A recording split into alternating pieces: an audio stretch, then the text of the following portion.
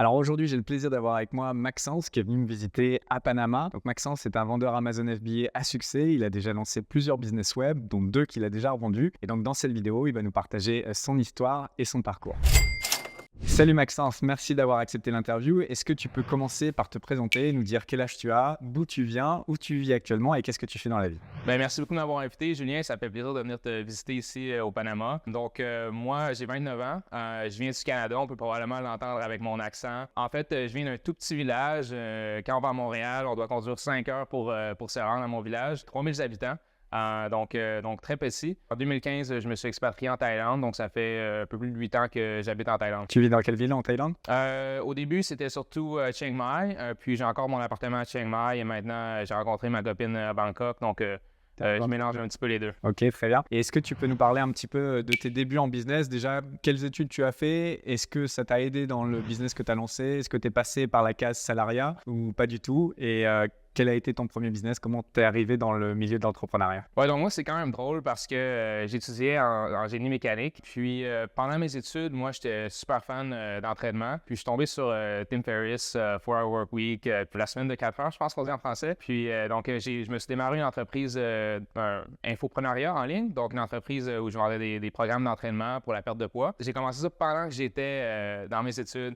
Et quand je suis parti en Thaïlande, il me restait un semestre à mes études. Et donc, finalement, je suis parti en Thaïlande et je suis jamais revenu pour terminer. Ok, donc en parallèle de tes études, tu as lancé ton premier business de produits digitaux, en fait, de vente de programmes pour perdre du poids, c'est ça? Ouais, exact. Et donc ça, c'est un premier business que tu as gardé combien de temps à peu près? C'est un business que j'ai commencé en 2014. Je pense que j'avais genre 20 ans. Je l'ai roulé pendant 5 ans, puis je l'ai revendu en janvier 2019. Ok, donc du coup, c'est déjà un premier succès, on va dire, premier business, des profits, et en plus, tu le revends. Tu comprends déjà cette notion d'actif. Quand on crée un business, tu crées un asset, quelque chose qui peut se revendre, et ça a dû ensuite te driver un petit peu dans tes choix entrepreneuriaux pour la suite. Donc du coup, à ce moment-là, t'encaisses ton premier gros chèque, on va dire, et tu te dis, il faut que je commence un nouveau business. Et là, tu te tournes sur Amazon FBA. Donc, est-ce que tu peux nous parler de cette transition, du pourquoi et du comment, en fait? C'est une bonne question. En fait, c'est peut-être une petite histoire que je peux raconter. Moi, dans les dernières années du business, j'étais en Colombie. J'ai vécu 2 ans en Colombie avec quelques très bons amis à moi. Puis un de mes bons amis avait une entreprise Amazon FBA qui, lui, avait des excellentes ventes, vraiment des bons profits. Donc, quand il m'en parlait, j'étais très inspiré. Puis, il y avait beaucoup de journées où moi, je travaillais très fort. Puis lui, par exemple, quand la PS4 est sortie, lui, il avait genre Red Dead Redemption, un jeu qui est passé 3 jours à l'appartement à terminer le jeu. C'est des histoires comme ça où je le voyais, puis je trouvais ça très attirant à quel point son entreprise était automatisée, puis qu'elle se roulait tout seul, alors que moi, j'avais à gérer mon site, j'avais à gérer mes publicités sur Facebook qui était quand même demandait une gestion très active. Donc, ça m'a attiré un peu l'automatisation. Ce qui m'a attiré aussi, c'est que moi, j'ai toujours eu une passion depuis que je suis petit pour les produits, les choses physiques. Je créais toujours des petites inventions. J'aimais beaucoup construire des trucs en bois, faire du bricolage. Puis c'est aussi pour ça que j'ai étudié le génie mécanique. En fait, je suis presque allé en design industriel. Donc, j'ai une passion pour le produit physique. J'ai eu du plaisir à créer des produits d'information, mais j'avais le goût de vraiment aller dans la sphère des produits physiques aussi. Donc, c'est parmi les grandes raisons pourquoi je suis passé à Amazon FBA, pour justement être avec les produits physiques, puis profiter de toute l'automatisation qu'on a finalement avec Amazon FBA. Et donc, c'est le fait de côtoyer cette personne qui t'a fait découvrir ce business model? Oui, en fait, c'était quelqu'un qui était très proche de moi. Donc, ça m'a beaucoup inspiré parce que je le connaissais très bien. Puis, quand on a quelqu'un qu'on connaît très bien, qui est très proche de nous, on réalise que finalement, en fait, qu'on n'a pas besoin d'être quelqu'un de spécial ou qu'on n'a pas besoin d'être super intelligent. Ou sans offense à mon ami, mais je sentais que il m'a vraiment fait sentir que si lui était capable, moi aussi, je pouvais être capable de réussir sur Amazon. Tu peux te projeter beaucoup plus facilement Ouais, que ton ami, effectivement. exact. Et donc, du coup, quand tu t'es décidé à te lancer sur Amazon FBA, que tu as choisi ce business model, comment tu t'y es pris pour ton premier produit? Dans quelle niche tu t'es lancé? Et si tu peux nous parler un petit peu du cheminement de pensée qu'il y a eu derrière? Ouais, en fait, donc, juste pour faire une histoire courte, moi, quand j'avais mon premier business dans la perte de poids, j'avais un des produits que j'avais développé, donc une offre que j'avais pour mes clients, c'était une marque de suppléments. Donc, ça m'avait permis de trouver un bon fournisseur aux États-Unis pour vendre ces suppléments-là. Et puis, je sentais que j'avais une bonne compréhension de ce qui faisait le branding pour un bon supplément alimentaire. Donc, ça m'a inspiré de me lancer dans cette catégorie tout de suite en partant. Puis, je suis allé vers une niche beaucoup plus spécifique dans les suppléments alimentaires qui s'adressaient à un problème de santé que j'avais à ce moment-là. Ça m'a permis d'éviter les grandes catégories super compétitives, puis de lancer un premier produit sur Amazon assez rapidement. Donc, tu avais déjà eu une petite expérience du business de produits physiques. Quand tu avais ton business de produits infoprenariat, tu vendais également des produits physiques. C'était les tiens, c'était ta marque ou pas? Je ne suis pas sûr d'avoir bien compris. Ouais, en fait, moi, c'était ma marque parce que, en fait, au début, je vendais seulement des produits d'information. Puis, après un certain temps, je voulais avoir plus de produits à vendre. Donc, j'ai créé ma propre marque. C'était en private label, étiquetage privé, on dit en français. Ouais, private label. Ouais, private label. L'accent français. Ouais. Donc, ouais, c'était en private label. C'était en fait, ma marque de suppléments que j'envoyais à un entrepôt et puis que j'expédiais aux différents clients que j'avais partout dans le monde. Et donc, du coup, tu t'es relancé dans ce même secteur d'activité, on va dire, mais en focalisant sur des problèmes plus spécifiques, c'est ça? Tu as été un petit peu plus niché sur ce que tu as voulu vendre sur Amazon. Exactement, ouais. Ok, et est-ce que tu peux nous dire à peu près combien de budget tu as investi pour ta première commande Amazon pour partager ça un petit peu avec l'audience? C'est une question qu'on me pose très souvent à chaque mois. Ouais. Combien ça coûte de lancer son premier produit sur Amazon? Donc, en fait, à ce stade-là, j'étais pas très confiant. Donc, je me rappelle avoir commandé peut-être 150 bouteilles ou un truc comme ça qui était environ 10 $ la bouteille. Quand tu dis les bouteilles, c'est les flacons avec les gélules dedans? Ouais, exact.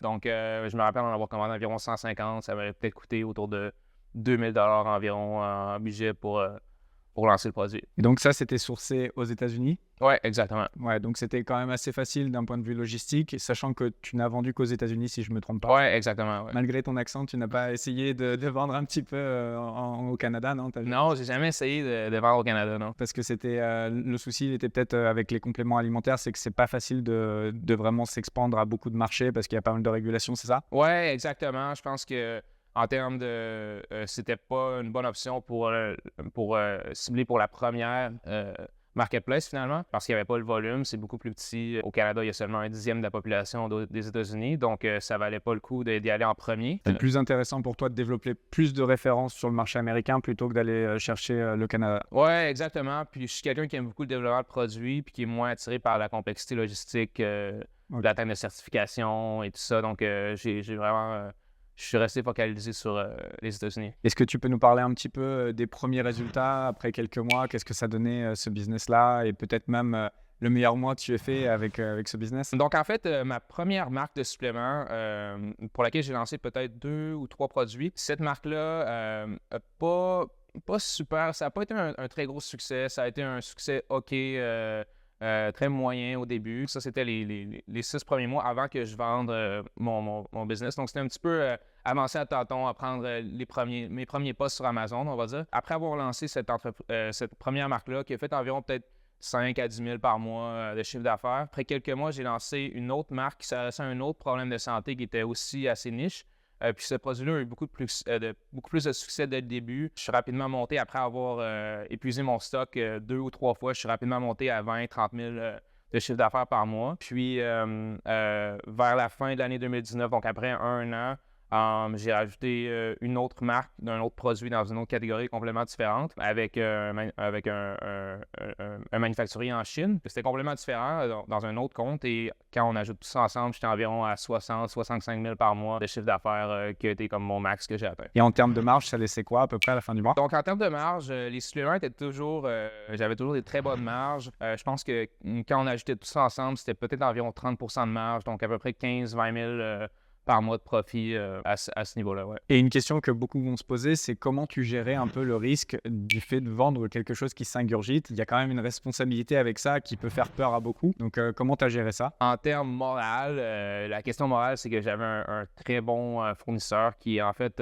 super connu aux États-Unis, qui ont des produits dans des très grands supermarchés aux États-Unis. Donc, j'avais une très grande confiance à mon fournisseur. Moi, je prenais les suppléments déjà. Tu les prenais toi? Ouais, je les prenais moi-même.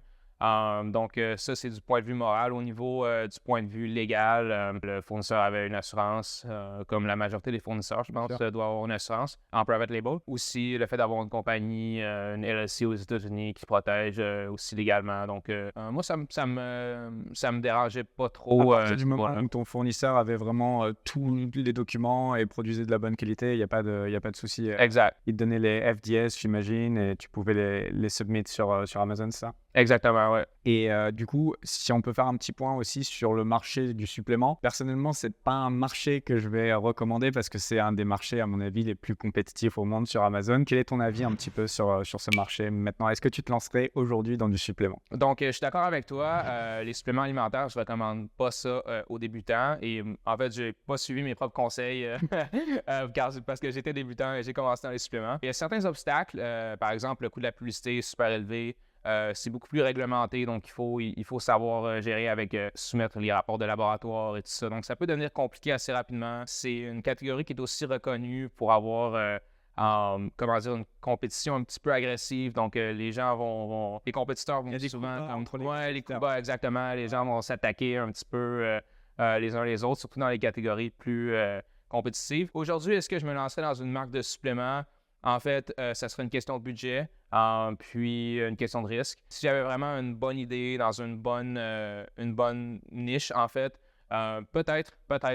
Il faudrait voir. Il y a beaucoup d'aspects aussi positifs au supplément alimentaire. On parle d'un produit qui est très petit, très léger. Qui se fait aux États-Unis. Oui, exactement. Donc, on n'a aucune complexité logistique. Moi, avec mon fournisseur, je me rappelle, il y avait la question de l'envoi par bateau. Ça n'existait pas. C'était envoi gratuit par FedEx. Ça arrivait en 5 jours aux entrepôts d'Amazon. Donc, c'était super de ce côté-là. Les marges peuvent être vraiment énormes. Souvent, avec les suppléments, quand on va acheter dans une quantité, plusieurs milliers d'unités, on peut parler d'un coût qui va varier entre peut-être 2 et 5 $ la bouteille. Donc, c'est à garder en tête la prochaine fois que vous regardez et vous payez 30-40 $ pour un supplément. Donc, il peut y avoir des très bonnes marges. Et puis, c'est vraiment à quel point on peut bien faire le branding et peut-être même l'emballage aussi. Si on peut avoir quelque chose qui se démarque visuellement, ça peut vraiment faire sortir notre produit de la compétition. Ouais, on peut avoir des bons résultats avec les suppléments. Et justement, pour rebondir sur ce que tu dis, il y a quelques mois, on a interviewé Edouard qui a une marque qui s'appelle Nutri&Co, à peu près 10 millions d'euros de chiffre d'affaires en vendant des suppléments. Et de ce qu'il disait off-caméra et dans l'interview également, c'est que maintenant, pour réussir, on peut plus se permettre de juste mettre un autocollant sur, on va dire, un flacon générique de quelque chose qui est produit en grande quantité. Il faut commencer à faire des formules assez spécifiques où là, tu t'achètes en fait de la tranquillité. C'est comme si tu mettais un peu un brevet, t'achètes du temps avant que tes concurrents viennent copier cette même formule. Donc je pense qu'il faut être beaucoup plus niché, beaucoup plus spécifique et répondre à des besoins, des douleurs plus précises. Oui, en fait, je suis très d'accord avec ça. Je pense que quand on vend un remède à une douleur physique ou une maladie, les gens sont prêts à payer beaucoup plus pour un remède à un problème de santé finalement, qu'ils vont être payés, qu'ils vont vouloir payer pour, par exemple, de la vitamine C ou un produit qui est générique, plus comme une commodité, ouais, un truc générique. Donc, il faut seulement faire attention que il y a une grosse différence entre les médicaments et les suppléments, surtout au niveau légal, aux États-Unis particulièrement. C'est illégal de promouvoir un supplément de façon à promouvoir comme un remède à des promesses. Exactement. Donc, c'est vraiment un art de savoir très indirectement suggérer certaines choses sans directement alléger. Ouais. Pour arriver à sortir un peu du lot et se faire remarquer, c'est un petit peu au niveau du branding, essayer de trouver un nom un peu cool et qui parle de la douleur, mais sans que ça soit trop implicite. C'est ça un peu le challenge. Ouais, exactement. Ouais, d'ailleurs, j'ai un bon exemple qui me vient en tête. Il y a une marque de supplément que j'avais vue qui s'appelle Vita Science. Puis eux, ils ont un supplément pour ce qui s'appelle la sciatica en anglais. Donc, c'est une douleur, je pense, nerf sciatique. Puis, le supplément s'appelle Sciaticare. Donc, c'est un peu une combinaison de mots qui suggère assez directement que c'est pour ce type de douleur. Soulager la Exactement. Il n'y a aucune promesse dans leur listing. Exactement, mais ça suggère sans l'affirmer directement. Et c'est un gros succès, ce produit? En fait, je me souviens plus exactement. Je me rappelle juste de l'avoir vu. Je pense que la compagnie, dans l'ensemble, on T'avais trouvé plusieurs millions par année, mais je me souviens plus exactement des ventes pour ce produit-là spécifiquement. Ok, t'avais juste trouvé le branding malin, en gros. Ouais, ben c'est vrai que c'est un bon nom, par exemple. Ouais. Ensuite, le point suivant que j'aimerais aborder avec toi, c'est au niveau de la revente de ton business. Donc, tu as monté ta boîte de suppléments, tu l'as scalé à un bon niveau et ensuite, tu t'es dit, je vais revendre mon actif. Donc, est-ce que tu peux nous parler justement du processus, comment tu t'y es pris pour revendre ton business Amazon FBA? Ouais, en fait, c'était assez simple. D'abord, j'ai décidé que je voulais le vendre. Puis ensuite, je me suis dirigé vers Empire Flippers, qui est une une des plus grosses plateformes d'achat et de revente d'entreprises web dans différents domaines. Je les ai contactés, j'ai fourni de l'information qu'ils m'ont demandé, puis je pense qu'ils ont révisé l'information, ils ont approuvé mon entreprise et est devenue disponible sur la place de marché. Et tu avais hésité entre plusieurs, parce que tu as également Flippa, tu as MicroAcquire, tu en as quelques-uns. Pourquoi le choix de Empire Flipper? C'est peut-être un peu subjectif. J'aimais beaucoup le produit, j'aimais la plateforme. C'est cool, c'est inspirant. On y va, on voit les entreprises avec les prix et tout ça. J'encourage d'ailleurs tous ceux qui commencent un business web, peu importe la discipline, d'aller voir en fait les business qui sont en vente, de voir quel chiffre d'affaires ils font, quel profit ils font et à combien ça se revend. Parce qu'en fait, moi, ça fait partie des trucs qui me motivent énormément que de passer de temps en temps sur Empire Flipper et voir les multiples auxquels se vendent les business. Je sais pas si tu fais pareil. Ouais, c'est très cool. On voit des entreprises souvent qui ont un multiple énorme, puis des gros prix de revente. Et souvent, ce que j'aime faire aussi, c'est aller voir le graphique et voir depuis combien de temps il roule l'entreprise. Et des fois, c'est 1 an ou 2, une business qui se vend pour 2 millions et plus. Donc, c'est vraiment inspirant de voir à quel point les gens... Ouais, parfois, il n'y a pas besoin qu'elle soit très vieille, l'entreprise. Je sais pas c'est quoi le minimum. Je sais pas s'ils te l'ont dit, mais peut-être 6 mois, 1 an. Je sais que Billy, qui est mentor sur la chaîne, a vendu son business. Il avait 13 mois, il me semble. Donc, tu vois, ça peut être des business assez jeunes qui se revendent sur la plateforme. Et c'est très encourageant de se dire que dans 13 mois, potentiellement, tu peux revendre et avoir un beau chèque d'un coup. Ouais, je suis C'est d'accord. intéressant. Est-ce que tu peux nous parler un petit peu du processus? Combien de temps ça a pris une fois que tu as listé ton business sur Empire Flipper? Combien de temps ça a mis avant d'être vendu? Avec combien de personnes tu as dû parler avant de vendre ton business? S'il y a eu des problèmes entre-temps, etc. Si tu peux nous parler de l'expérience. Donc, pour moi, ça a pris environ 7 à 8 mois environ, à partir du moment où l'entreprise était listée sur la marketplace jusqu'au moment où j'ai reçu l'argent. C'est un peu long. En fait, ce qui s'est passé, c'est que j'ai perdu 2 mois. Il y avait un acheteur potentiel qui m'a contacté, qui était un agrégateur. Est-ce que tu peux expliquer pour ceux qui ne savent pas ce que c'est qu'un agrégateur? Oui. En fait, un agrégateur, c'est un peu comme un fonds d'investissement qui achète des entreprises, des marques Amazon et qui les opère, donc dans le but de les opérer avec une meilleure efficacité et d'avoir un meilleur rendement sur les entreprises. Donc, il y avait un de ces agrégateurs qui était intéressé par ton business? Oui, exactement. Donc, ils m'ont contacté, puis ils m'ont séduit avec des belles promesses d'achat au prix que je voulais. Donc ça a mis l'entreprise en statut pending. C'est-à-dire que sur Empire Flipper, ton business n'est plus en vente puisque Exactement.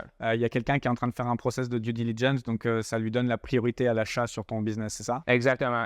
Et donc, après 2 mois, ils ont décidé que c'était une catégorie qui était trop à haut risque pour eux, les suppléments. Donc, c'était même pas associé directement avec les vérifications nécessaires qu'ils ont faites sur mon entreprise. Et ça, c'est une autre raison, en fait, pourquoi mon entreprise a pris plus de temps. C'est un apprentissage que j'ai fait. Les suppléments alimentaires, c'est vu comme une catégorie à haut risque par une bonne partie des acheteurs d'entreprises Amazon. Donc, certains ont juste... beaucoup, en fait, d'acheteurs ont une politique... de ne pas aller vers les suppléments. Et ce n'est pas seulement les suppléments, il y a d'autres catégories aussi qui sont considérées à plus haut risque. Ouais, en temps normal, pour que les gens aient une idée, c'est plutôt 1 à 2 mois, voire 3 mois pour vendre un business Amazon FBA, c'est quand même très liquide. Mais c'est vrai que là, tu n'as pas eu de chance entre l'agrégateur qui te bloque et le fait que tu es dans une catégorie un petit peu plus touchy, on va dire. C'est ce qui a fait que ça a pris un petit peu plus de temps. Et est-ce que tu peux nous partager à quel montant tu as vendu ton business Amazon FBA et peut-être nous parler un petit peu des conditions, comment ça s'est passé, la passation de pouvoir quand tu as donné ton business, en fait, ton bébé au nouvel acheteur? Oui, en fait, donc j'ai vendu pour un montant de 6 chiffres qui était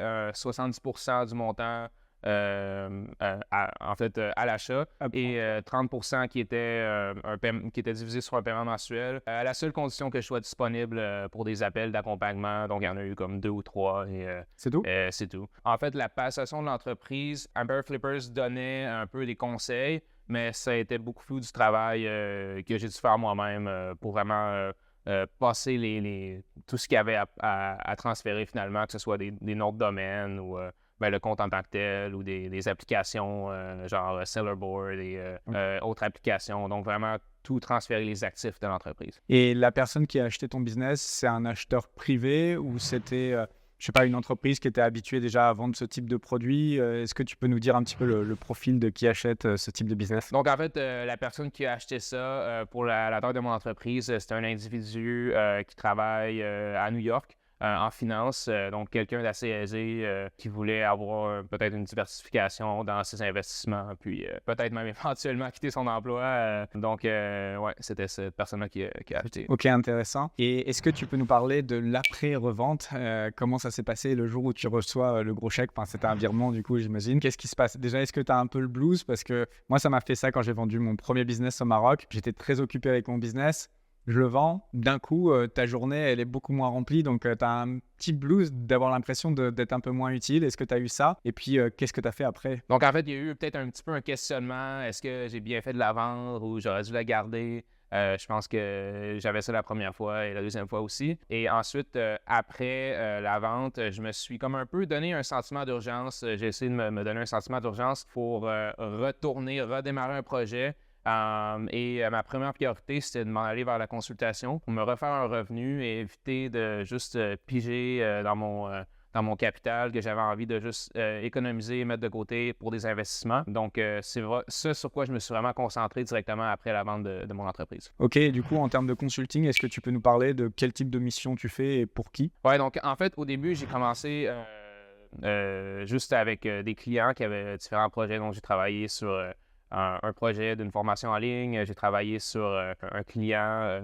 qui avait une marque Amazon, donc des petits projets. Et puis finalement, après quelques mois, j'ai contacté un agrégateur qui est établi à Singapour. Donc, c'est un agrégateur, comme on avait peut-être déjà dit, qui ont levé 100 millions en financement. Donc, une plus grosse compagnie. Ils ont été très intéressés à ce qu'on se parle.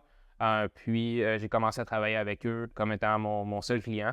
Puis en les aidant avec du développement de produits. Donc, ta casquette dans cet agrégateur, c'est vraiment toute la partie recherche de niche et peut-être également lancement du produit en lui-même? Ouais, donc maintenant, je suis à la tête du développement de produits.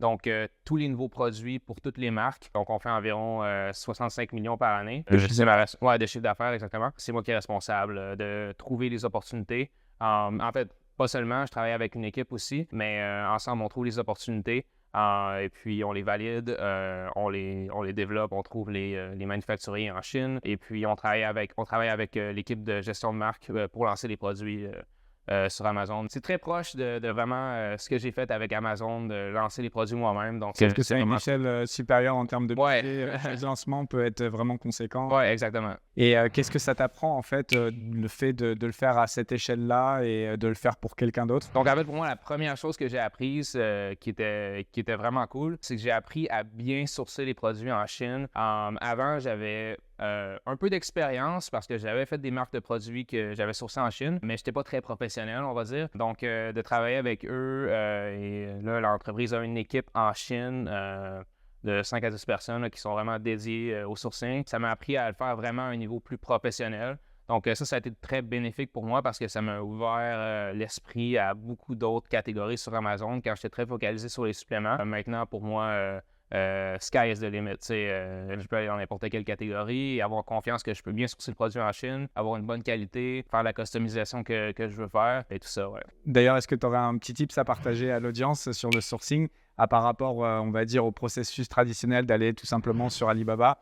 Qu'est-ce que vous faites de différent dans un agrégateur qui fait 65 millions de chiffre d'affaires par an? En fait, le processus d'aller par soi-même vers Alibaba, moi, je considère que pour un produit qui est assez simple, si on le fait bien, on évite les erreurs qui sont assez communes, ça peut être suffisant. Mais quand, pour moi, personnellement, au niveau où j'en suis aujourd'hui, je vais beaucoup plus vers des produits qui sont très customisés, souvent complètement customisés. Et donc, pour moi, d'avoir un agent de confiance, quelqu'un avec qui je travaille, quelqu'un avec qui on a de la communication, mais quelqu'un avec qui je fais assez confiance pour envoyer le paiement de la commande et savoir que ils ont vraiment mes intérêts à cœur. Pour moi, c'est ce qui est le plus important. Donc, pour le le sourcing en sourcing Chine. agent. Oui, exactement. S'en trouver vraiment un bon à qui on fait confiance et à qui ça. Évidemment, il faut le payer. Ça coûte. C'est pas gratuit. Il faut être prêt à investir là-dedans. Mais quand on parle d'une entreprise qui peut se vendre à 6, 7 chiffres, c'est un investissement qui vaut vraiment la peine, selon moi. Et puis la plupart du temps, s'il est bon, il va te négocier des meilleurs prix, donc tu vas y gagner. Ouais, exactement, Il peut exactement. avoir une meilleure qualité, il peut te permettre de faire plus de customisation, etc., d'avoir un meilleur échange avec l'usine directement, plutôt que de passer par des trading companies sur Alibaba. C'est ça un peu le danger d'Alibaba quand on cherche juste comme ça. Il y a des très jolis listings, c'est un peu Amazon, Alibaba. Ils essaient de faire des jolies images pour qu'on trouve exactement ce qu'on voulait chercher. Et puis si on regarde bien les informations, les détails, on se rend compte que c'est une trading company et qu'il y a plein d'intermédiaires et que du coup, quand on veut faire des modifications, c'est pas la meilleure façon de le faire parce qu'on ne traite pas directement avec l'usine. Ouais, en fait, je suis d'accord avec ça et j'ajouterais que un des grands défis quand on fait du sourcing en Chine, c'est le contrôle de la qualité. C'est vraiment bien d'avoir quelqu'un qui est capable d'exprimer l'importance de la qualité aux manufacturiers et s'assurer qu'on a une bonne qualité parce qu'il n'y a rien de pire que de faire une grosse commande et on avait un bon échantillon et que le produit se rende sur Amazon et on découvre qu'on a des mauvais commentaires parce qu'il y a eu des problèmes de qualité finalement avec la commande. Et également, tout à l'heure, tu me disais que tu étais la personne maintenant responsable au niveau de la recherche des nouvelles opportunités, des nouveaux produits. Est-ce que tu peux nous parler un petit peu de ton processus actuel? Comment tu t'y prends? Quelles sont tes techniques? Donc, en fait, j'utilise une variété de techniques. Une des techniques que j'utilise encore beaucoup, que tout le monde connaît, Helium 10, je sais qu'il y en a qui utilisent aussi Jungle Scout. Pour moi, par exemple, l'identification de mots-clés avec des certains volumes, ça peut être très bien. Puis, c'est la technique qui est la plus générale, je pense, qui s'applique à peu près à toutes les catégories.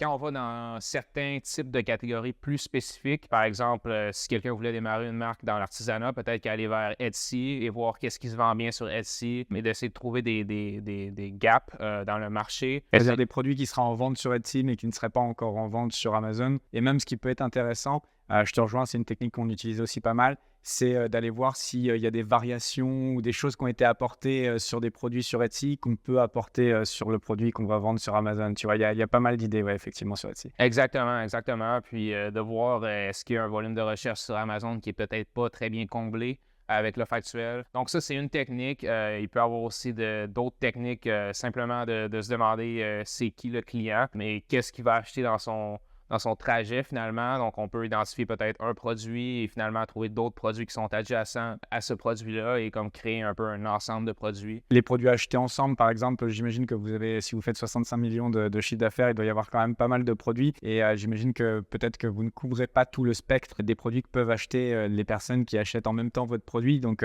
dans les buy together, j'imagine que vous avez pas mal d'idées de produits que vous pouvez lancer également. Oui, exactement, exactement. Donc ça, c'est une autre façon de faire. Il y a même des outils comme Smart Scout qui sont très bien pour trouver des produits ils font des cartes visuelles finalement avec des connexions entre les différents produits. Donc ça peut être très bien pour trouver des différents produits qui ont des connexions ensemble, qui sont achetés souvent ensemble. Ouais. Il y a aussi, quand on va dans Brand Analytics, dans le dashboard d'Amazon, dans Brand Analytics, on peut voir des produits qui sont achetés ensemble avec les produits qu'on vend actuellement.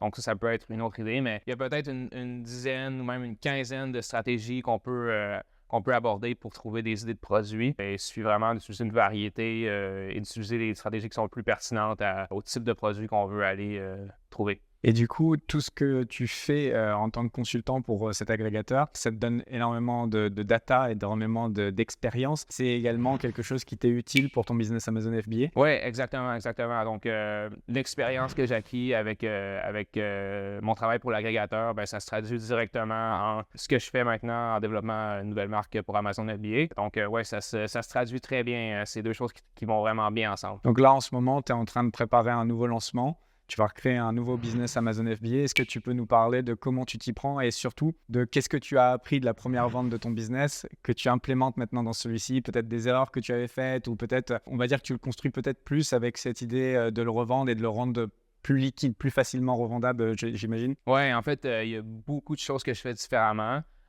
Mais une des choses que je fais différemment, par exemple, par rapport à ce que tu viens d'aborder, sur l'idée de commencer avec l'objectif de vendre. Par exemple, cette nouvelle entreprise que j'ai commencée, j'ai fait tout très propre dès le début, en enregistrant la LLC, en ouvrant le compte bancaire, en faisant le virement dans le compte bancaire et en gardant une séparation très propre, en ayant tout, par exemple, la marque enregistrée au nom de la LLC, le compte Amazon très propre encore, qui n'a pas 40 autres produits de quelques ans passés. Donc, vraiment essayer de créer un contenant vraiment hermétique qui se passe très bien à quelqu'un d'autre. Donc là, c'est plus l'approche que je fais à ce niveau-là pour que ça se revende très bien, que ce soit juste un contrat signé, la LLC se passe à l'acheteur et tout vient avec et ça se passe très bien. Donc, ouais. Et au niveau recherche produit, au niveau peut-être customisation, est-ce qu'il y a des choses que tu fais différemment? Ouais, en fait, de voir vraiment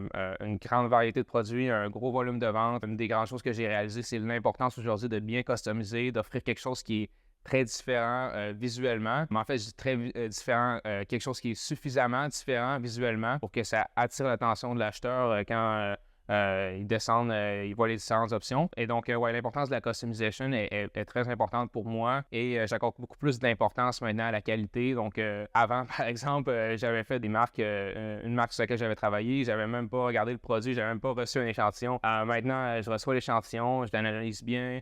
Je prends vraiment le temps. Par exemple, avec ma nouvelle marque, j'avais commencé avec un manufacturier que j'ai pas aimé. Donc, on a trouvé un autre manufacturier, j'ai eu un échantillon. Il y avait des petits trucs que je n'aimais pas avec l'échantillon, donc j'ai fait un autre échantillon. Donc, c'est un processus qui a pris 3 mois avant. J'aurais jamais pris autant de temps pour faire un échantillon qui me plaît beaucoup. Ok, donc là, vraiment, de ce que j'entends, c'est vraiment professionnalisation et amélioration de la qualité et customisation pour vraiment proposer un produit qui soit vraiment unique et de top qualité. Oui, exactement. Et maintenant aussi, un autre truc que je fais différemment, avant, j'étais un petit peu cow-boy, on va dire, avec... je regardais pas beaucoup les chiffres, je portais pas beaucoup d'attention au ratio de profit, au retour sur l'investissement. Maintenant, je suis beaucoup plus professionnel à ce niveau-là. C'est vraiment Amazon... Une grande partie du succès sur Amazon, c'est les chiffres. Donc, je porte beaucoup plus attention aux chiffres et je m'assure que la marge est disponible, que le retour sur investissement est assez élevé pour ne pas avoir des contraintes de capital dans l'agrandissement de l'entreprise. Donc, ouais, je suis plus professionnel, on va dire, dans plusieurs domaines maintenant, ouais. Et également, donc après avoir une expérience réussie sur Amazon, le fait de travailler pour un gros agrégateur, au niveau confiance, comment tu te sens pour lancer des produits maintenant? En fait, ouais, je me sens beaucoup plus confiant. Je pense qu'avant, j'avais toujours peur de lancer un produit et que ça se vende pas. Je commandais des petites quantités souvent juste pour voir est-ce que ça va vendre, est-ce qu'il y a une personne qui va acheter mon produit. Et une des choses que j'ai réalisées avec beaucoup d'expérience sur Amazon, c'est que, en fait, j'ai très rarement vu un produit qui ne se vend pas du tout. La majorité du temps sur Amazon, c'est seulement une question de prix, les trucs se vendent. Et maintenant, ma plus grande peur, c'est plus de manquer de stock trop vite et que mon lancement s'effondre à cause de ça. Donc, c'est vraiment ma peur principale maintenant. Donc, j'ai acquis assez de confiance maintenant pour me sentir que, OK, je peux lancer un produit, je suis presque certain que ça va bien vendre. Là, justement, le prochain produit que tu sors, tu as pris quelle quantité pour commencer? En fait, c'est un produit qui est un petit peu plus cher. Maintenant, j'ai pris 800 unités pour me couvrir environ 2-3 mois. Étant donné que c'est un produit qui est assez différent, en même très différent de l'offre actuelle, j'ai voulu y aller avec un petit peu moins de couverture d'inventaire. Et mon plan, c'est de voir après le premier mois comment ça vend. Et puis, si ça vend bien, de faire une autre commande immédiatement. Et si le volume n'est pas assez élevé, de le pivoter un petit peu et de faire une autre commande, mais peut-être avec un petit changement sur le produit. Et en termes de budget de départ, tu es à combien pour cette première commande? En fait, en termes d'argent que je vais injecter dans l'entreprise, pour débuter, je suis à peu près à 20 000 US. Pour la première commande, si on enlève tous les coûts de photographie, de sourcing et tout ça, on est peut-être environ à 10 000 environ pour le produit. Le dernier point que je voudrais aborder dans la vidéo, c'est un petit peu de parler de tes objectifs futurs. Déjà, d'un point de vue business, comment tu vois là, les années qui arrivent? Qu'est-ce que tu voudrais faire d'un côté professionnel? Donc, en fait, j'ai le goût de continuer à travailler pour augmenter et grossir la taille de mon entreprise sur Amazon. Donc, là, je suis dans un nouveau lancement. Je viens de mettre un dépôt sur la commande. Donc, ça devrait se lancer dans 2 ou 3 mois. Donc, j'ai le goût de continuer à travailler sur cette marque pendant 2 ou 3 ans et viser une revente de 7 chiffres. Ça serait bien cool. Et en parallèle, continuer à travailler en consulting, en freelance sur différents projets, que ce soit avec l'agrégateur actuel ou même d'autres projets qui vont peut-être s'ajouter. Puis de continuer ces deux axes-là, donc ma marque et puis le consulting pendant les prochaines années. Ok, top. Et d'un niveau perso, est-ce que il y a des choses, des passions, des choses que tu voudrais faire, dont tu rêves, peut-être des voyages ou peut-être, je ne sais pas, là tu arrives au bout, il me semble, de ton visa Thai Elite. Donc, est-ce que tu vas reconduire? Est-ce que tu vas rester encore en Thaïlande ou est-ce que tu as envie d'aller habiter ailleurs? Ouais. Donc, comme tu dis, mon visa Thai Elite se termine dans environ 1 an et demi. Et puis, je vais aussi avoir 30 ans dans 6 mois. Donc, j'ai bien voyagé dans ma vingtaine. J'ai fait au-dessus de 20 pays. Et puis, je trouve que j'ai vraiment été pas mal à tous les endroits dans le monde que j'avais le goût de visiter. Donc, je pense que je suis prêt à passer comme au prochain chapitre, puis peut-être m'orienter plus vers m'établir à quelque part et peut-être commencer à penser à démarrer une famille. C'est plus vers ça que je m'en vais.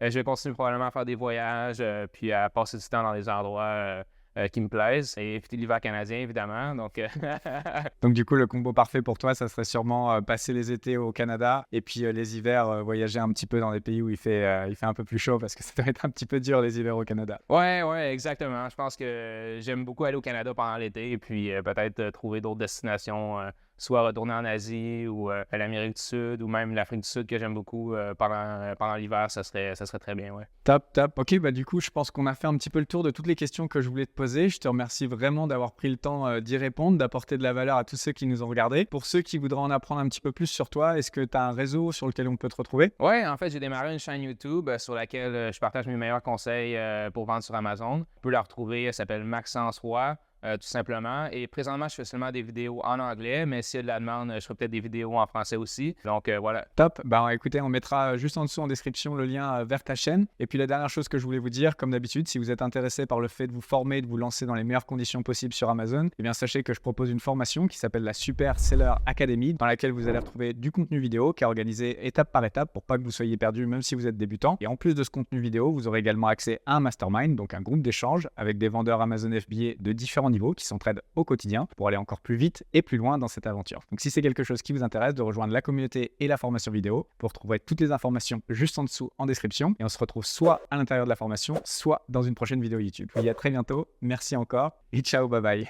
Ciao.